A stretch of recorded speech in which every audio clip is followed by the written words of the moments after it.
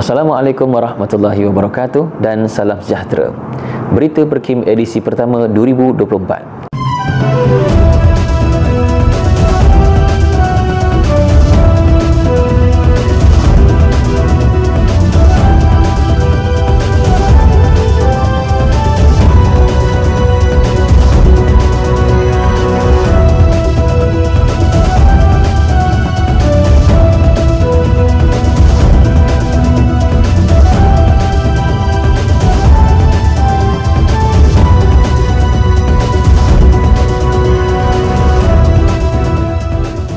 Kita mulakan dengan laporan yang pertama.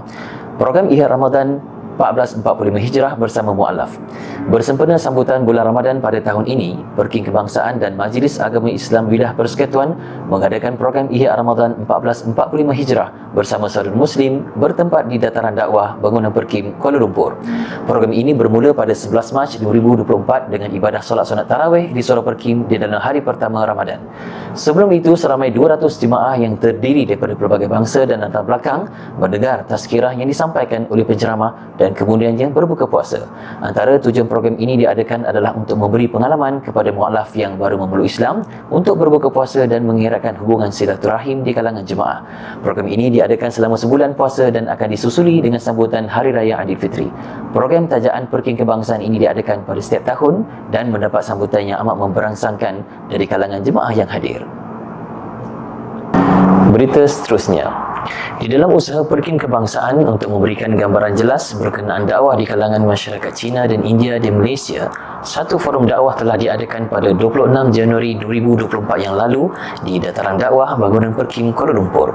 Forum ini telah dihadiri seramai 170 orang peserta yang terdiri dari kalangan ahli Perkim, mualaf pelbagai bangsa dan ahli kelab Perkim Universiti. Forum ini telah menampilkan dua panelis utama, iaitu yang berbahagia Datuk Profesor Dr. Taufik Yap Jun Hin selaku Presiden MEKMA dan yang berbahagia Tuan Haji Muhammad Fitri Abdullah yang juga merupakan Naib Yang di-Pertua Perkim Kebangsaan. Menurut Taufik Yap, antara cabaran yang dihadapi dalam usaha dakwah ialah daripada perbezaan pelbagai aspek seperti budaya, bahasa, pembangunan sosial dan lain-lain. Di dalam forum ini juga, Haji Fitri memohon agar menjaga sensitiviti dan keharmonian pelbagai kaum di dalam usaha ke arah menuju perpaduan. Berita selanjutnya. Perkim berduka cita di atas pemergian mantan Yang di-Pertua Perkim Kebangsaan. Allahyarham Tun Pehen Sri Abdul Taib Mahmud telah kembali ke rahmatullah pada 21 Februari 2024 yang lalu. Allahyarham telah meninggal dunia pada usia 87 tahun dan dikebumikan di Sarawak. Suasana hibah menyelubungi perasaan keluarga dan sanak saudara yang hadir di Masjid Negara bagi memberikan penghormatan yang terakhir kepada jenazah Allahyarham yang juga merupakan mantan Ketua Menteri Sarawak yang kemudian memegang jawatan sebagai Yang di-Pertua Negeri dan juga pernah menyandang jawatan Yang di-Pertua Perkim Kebangsaan yang ke-6. Yang berbahagia Tan Sri Dr. Muhammad Yusof Nur merakamkan penghargaan dan jutaan terima kasih kepada Allahyarham kerana peranan yang pernah dipikul sebelum ini dalam mengembangkan usaha dakwah ke bumi Sarawak. Perkim turut merasai kehilangan tokoh negarawan yang besar buat negara dan segala jasa baktinya akan sentiasa terpahat di dalam lipatan sejarah. Majlis bacaan Yasin dan tahlil telah diadakan secara hybrid dengan melibatkan ahli-ahli Perkim dari seluruh negeri. Semoga roh Allahyarham dicucuri rahmat dan dikumpulkan bersama dengan kalangan orang-orang beriman. Bersempena Hari Pertubuhan Kebajikan Islam Malaysia Perkim ke-64, Perkim Kebangsaan menganjurkan majlis bacaan Yasin, tahlil dan doa selamat bertempat di Surau Perkim, Bangunan Perkim, Kuala Lumpur pada 10 Februari 2024 yang lalu. Lebih 30 orang hadir terdiri daripada pegawai dan kaki tangan Perkim Kebangsaan, Institut Dakwah Antarabangsa Perkim Kuala Lumpur (IDIP KL) serta Pusat Pemulihan Komuniti Stroke Perkim SCORE.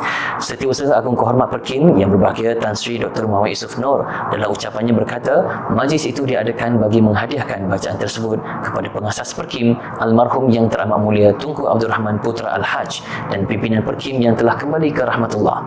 Kata Dr. Yusof Nur lagi, ia bersempena menyambut Hari Perkim ke-64 yang juga merupakan hari kelahiran almarhum Tunku iaitu pada tanggal 8 Februari. Jelas beliau walaupun 19 Ogos 1960 merupakan tarikh yang sebenar penubuhan Perkim, tetapi Perkim mengabadikan hari lahir pengasasnya yang telah diterima secara rasmi oleh Ahli Majlis Kebangsaan Perkim. Berita seterusnya. Yang Berhormat Mulia Tengku Temenggung Kelantan berkenan menyempurnakan Majlis Penyampaian Sijil IDIP Kelantan. Yang Berhormat Mulia Tengku Temenggung Kelantan Tengku Tan Sri Datuk Haji Muhammad Rizam Tengku Abdul Aziz berkenan menyempurnakan Majlis Penyampaian Sijil Institut Dakwah Islamiah Pertubuhan Kebajikan Islam Malaysia Perkim IDIP bertempat di Dewan Putra Taman Putra Perkim Pengkalan Cepa Kelantan pada 3 Mac 2024 yang lalu. Tengku Muhammad Rizam hadir bersama Naib Yang di-Pertua Perkim Kebangsaan Yang Teramat Mulia Tengku Puan Sri Datuk Hajah Nur Hayati Tunku Abdul Rahman Putra Al-Haj yang juga merupakan Tengku Puan Temenggung Kelantan dan Ketua Wanita Perkim Kebangsaan, dan turut hadir yang berbahagia Tan Sri Dr. Muhammad Yusof Nur selaku Setiausaha Agung Kehormat Perkim Kebangsaan dan yang berbahagia Dr. Ramli Abdullah selaku Pengarah IDIP Kelantan. Majlis dihadiri seramai lebih 200 orang terdiri dari kalangan warga Majlis Agama Islam dan Adat Istiadat Melayu Kelantan MAIK, warga IDIP, warga Perkim Kebangsaan, warga Perkim Bahagian Negeri Kelantan, para pelajar serta ibu bapa. Terdahulu, Dr. Ramli merakamkan penghargaan dan terima kasih kepada Tengku Temenggung Kelantan kerana berkenan merasmikan Majlis Penyampaian Sijil IDIP ke-28 dan mengalu-alukan perkenannya untuk menyampaikan sijil IDIP kepada para pelajar yang terdiri daripada kalangan saudara baru berketurunan Cina, India, orang asli, Bidayuh, Iban, Murud, Kadazan dan lain-lain.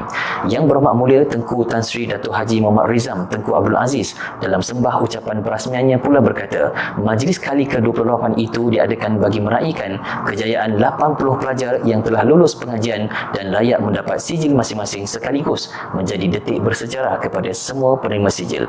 Tengku Muhammad Rizam yang juga Yang di-Pertua MAIK sentiasa menyokong usaha-usaha yang dilakukan oleh Perkim dalam memartabatkan pendidikan Islam dan dakwah bagi kepentingan generasi akan datang.